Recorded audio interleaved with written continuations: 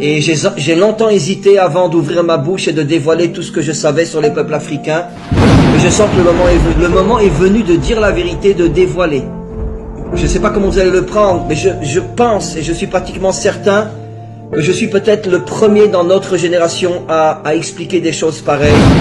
Ça n'a jamais été encore fait avant moi. Comment se fait-il que finalement les deux peuples les plus attaqués, les plus poursuivis, les plus humiliés dans pratiquement toute l'histoire, surtout par le monde occidental, sont les Juifs et les Noirs? Pourquoi? C'est quelque chose qui interpelle. Comment se fait-il?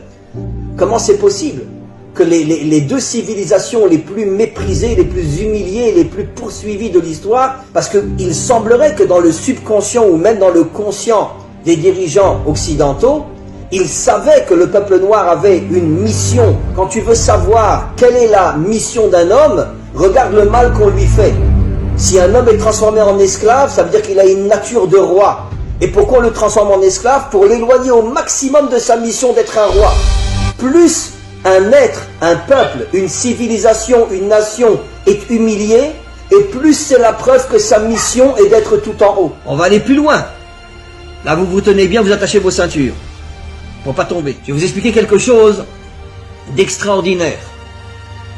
En hébreu, le mot noir se dit kushi.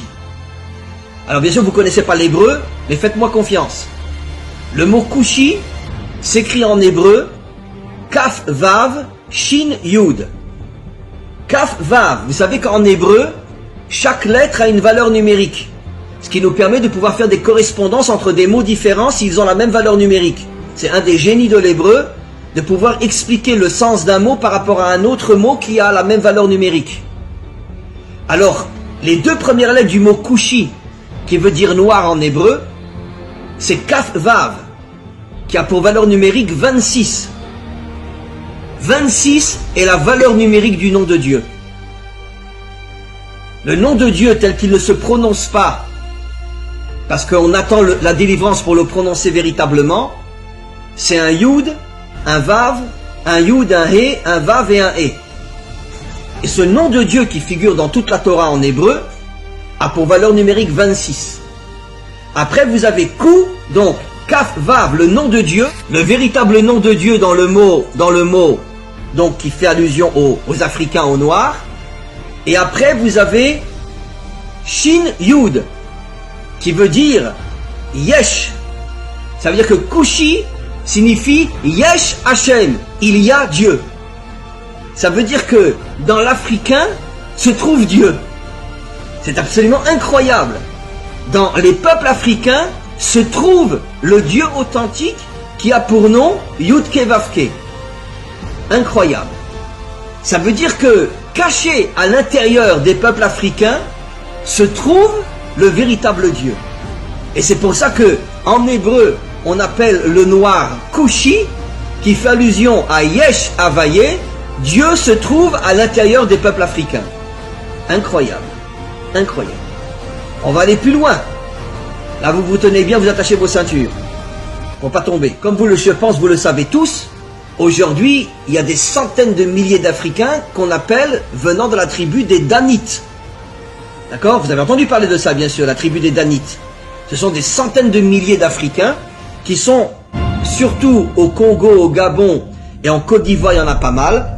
Mais au départ, les Danites se sont enfuis du côté est de l'Afrique et ils sont arrivés en Éthiopie, d'où l'origine des Juifs éthiopiens qui sont pour la plupart revenus en Israël ces 30-40 dernières années. C'est important. Ça par contre j'avais déjà expliqué mais je vais vous le redire.